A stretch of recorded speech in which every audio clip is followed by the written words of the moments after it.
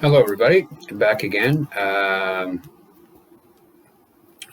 We've discussed our last video. We discussed our son's kindergarten year and the issues that was at our son's school, continuity of care, and it's ongoing. So we're going to get to grade one now and give you some incidences where grade one never got any better. So we'll start with Thursday, September the 6th, when Calvin went to see his allergy specialist. We already knew that he was allergic to peanuts and requires an EpiPen for them. And we had concerns because he'd had a reaction to a dog licking him in the face. So we took him to the allergy specialist, and she, for those of you who don't know how they do the allergy testing, they take a little needle with the allergy test on it and prick your arm. Yeah, they actually infect you with what they want to test you for. So she tested him for 12 or 13 items, so cats, dogs, trees, peanuts, tree nuts, etc. The peanuts was the worst reaction, but the rest of the items that she tested for were not that far behind in severity and how quickly he reacted to them. Oh boy, if I can stop you just for a second, Nick.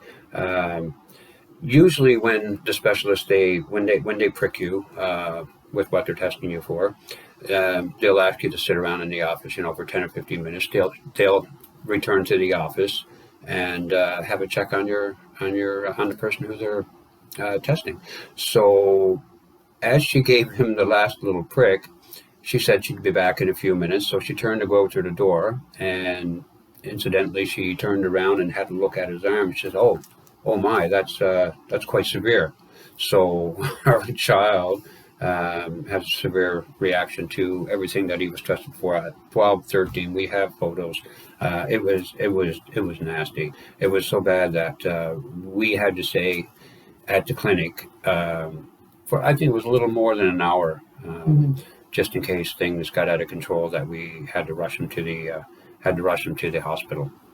So, you try to express to the school, you try to express to the neighbors, anybody coming around, you definitely can't have dogs around. And we keep a well-controlled environment. We've got equipment here that purifies our air, and it's got concerns here at home as well, and we've addressed that to the landlady. Unfortunately, we don't have our own place yet, but in any case, we're going to get back on track, and that's for another time. So Tuesday, September the 11th, Calvin fell and hit his cheek at school. He was running, spun around, and fell hard outside of the classroom. We took him to the hospital. Luckily, no concussion or broken bones. Thursday, October the 4th, Mom picked Calvin up from school, 11:30 in the morning with a bad belly. And when we got home, the dog from next door was off the leash and doing his business on the pole at the end of our driveway. Yeah, it could cut you there again. This is a lady that moved into the old house that was for sale across the road, and she happens to work into the hospital. She's a healthcare professional, nurse maybe of some sort, and she was notified as soon as she moved in, because we noticed we had a dog, and we we're friends with her neighbor across the street. Been friends with him all my life, Mr. Pittman, and we told him, we got a child that's severely allergic. We appreciate it. You keep your dog to yourself. You're supposed to have it on a leash, and if you don't have it on a leash, you're supposed to have it in an enclosed yard. So she was quick to reveal that, they have hypoallergenic dogs now. Well, you know what, Miss Healthcare Professional, there is no animal that doesn't give off dander, some more than others, but there is dander. She didn't like it when I told her that, but it is what it is. Back on track. Sorry. So Monday, October the 30th, the school called at 10:30 in the morning. He had bumped his head on the table after being silly. So mom and dad went by the school at lunch break to make sure he was okay. And then the next day, Wednesday, October 31st, he didn't go to school as he woke up with a stomach ache and coughing. Monday, November the 5th, Dad picked Calvin up from school about 11 in the morning with an earache, and then later in the evening felt like throwing up. Friday, November the 16th, there were kids going into the school with baked goods from Tim Hortons, which can't guarantee nut-free, and they have notices posted on all their entrances at Tim Hortons. So I had addressed this with Mr. Matthews, the principal. So he did tell them that they can't bring it into the classroom. And I requested that he send out a reminder email to parents just to let them know.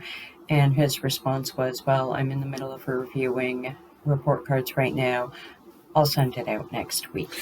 A good example, interrupt again, a good example of continuity of care when it comes to allergies. I mean, allergies these days are so serious with some people. The world is changing, okay, as it always did. And sometimes it's a heck of a lot faster than other times. If something so serious can't be addressed in a more positive manner, then, city life with the government the way that they work, I mean, nobody more experienced than myself when it comes to the corruption of it. You guys need to do a hell of a lot better. It's offensive, and it should be criminal. Moving along. Yeah, I apologize again. Monday, April the 15th, woke up about 5:45 in the morning complaining of a sore throat and feeling weak. By the time it was almost time to go to school, he was feeling better, so decided to go to school. And then I got a call, of course, at about 10:45 because he was not feeling well again. Thursday, April the 18th, sore ears and throat while at his after-school program. So Friday, April the 19th, we did take him to the hospital about his ear, which we were told to watch and wait. Friday, May the 3rd, call from the school at 11:30 in the morning, belly not feeling good, so mom and dad picked him up. Tuesday, May the 7th, school called at 11:30 in the morning, earache, back to the hospital with an ear infection and antibiotics. Tuesday, May the 14th, the school called about 10:15 in the morning. Calvin told the vice principal that I was off work that day and then wanted to go home as his belly wasn't feeling good. Mom asked Calvin, I asked him to use the bathroom at school and see if that makes him feel any better. He had consistently told his teacher that he didn't want to use the bathroom at school because it is not sanitary. I'm going to jump in again. So once again, care provided in an institution where we have our children. If a child is going to notice that things just aren't clean, I mean, you're not going to expect it like it is at home. It's not going to be spick and span. Dad didn't go up, mom didn't go over it. Dad didn't go over it. It gets noticed, and you tell a child, you try to explain to them that a lot of kids they don't have the same